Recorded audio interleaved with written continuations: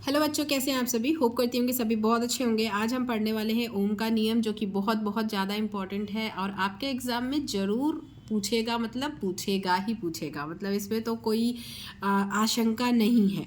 तो बहुत ज़्यादा इंपॉर्टेंट है ये। तो एक बार मैं बहुत इजी वे में आपको बता देती हूँ ताकि आपके दिमाग में बैठ जाए और आपको एग्ज़ाम में लिखने में आसानी हो। तो भाई, ओम का नियम है क्या, ठीक है। तो पहले एक बार मैं इसको रीड आउट करती हूँ, मतलब एक बार पढ़ती हूँ, फिर आपको बताती हूँ, ठीक है।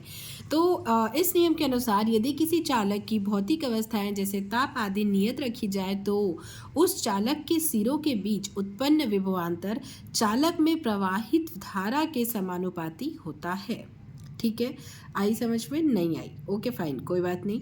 तो इस नियम के अनुसार यदि किसी चालक, ये नियम क्या कहता है कि यदि कोई चालक है, जैसे ये हमने तार ले लिया यहाँ से ए और बी, ठीक है, एक ले लिया, ठीक है। तो ये कोई चालक है मान लिया। अब क्या क्या बोल रहा है कि यदि किसी चालक की भौतिक अवस्थाएं जैसे ताप, ठीक है, इसमें एक टेम्परेचर मेंटेन है, ठीक है।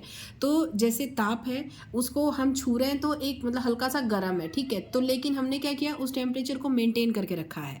तो ठीक, तो आगे देखते हैं कि किसी चालक की भौतिक अवस्थाएं मतलब जैसे ताप को नियत रखा जाए, ठीक है। ताप को क्या किया है हमने, नियत रखा है, ठीक है। तो नियत रखा जाए तो उस चालक के सिरों के बीच में, तो फिर क्या होगा, इस चालक के, ये जो चालक है इसके सिरे हैं, इनके बीच जो विभवांतर उत्पन्न होगा, मतलब विभव का जो अंतर उत्पन्न होगा, दोनों के बीच अलग अलग विभव, तो विभव का जो अंतर उत्पन्न होगा वो क्या होता है, वो जो विभवांतर है वो चालक में प्रवाहित धारा, ये आई जो है वो धारा है। तो ये जो प्रवाहित धारा, पहले से जो धारा है, मतलब जो हमने मेंटेन करके रखा है, उसी के समानुपाती होता है। मतलब जो विभवांतर है वो प्रवाहित धारा के समानुपाती होता है, ठीक है। नहीं समझ में आया? एक बार और देखते हैं कि किसी चालक की भौतिक अवस्थाएं जैसे ताप, मतलब ताप को नियत रखने पर चालक के सिरों के बीच उत्पन्न, इन दोनों के बीच में एक विभवांतर उत्पन्न होगा। तो वो जो विभवांतर है वो चालक में प्रवाहित धारा, ये जो आई है, इसके समानुपाती होता है। तो V समानुपाती I लिख दिया। ये दोनों क्या है, समानुपाती हैं, ठीक है। ये हटाया हमने, तो उसके बाद क्या हो गया, R एक नियतांक हो गया, ठीक है। सॉरी, R तो प्रतिरोध हो गया, इसको हटाया हमने, तो ये IR हो जाएगा, प्रतिरोध जो है इसमें जुड़ जाएगा, ठीक है। तो IR हो जाएगा V इजुकल टू IR हो जाएगा, V प्रोपोर्शनल I। इसके बाद ये हटा दिया तो इजुकल टू हो गया, इजुकल टू हुआ तो ये IR हो गया। R इजुकल टू क्या होता है, R इजुकल टू V, इधर आ जाएगा तो V अपॉन I हो जाएगा। R is equal to V upon, बहुत ज़्यादा ईजी है ये।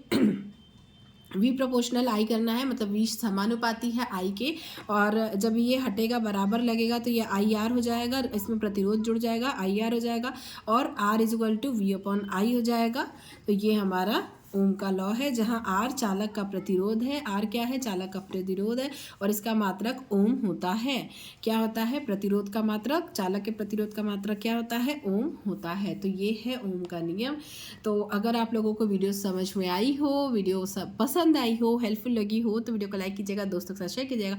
चैनल पर नए हैं तो प्लीज़ चैनल को सब्सक्राइब जरूर कर लीजिएगा। Thank you, thanks for watching.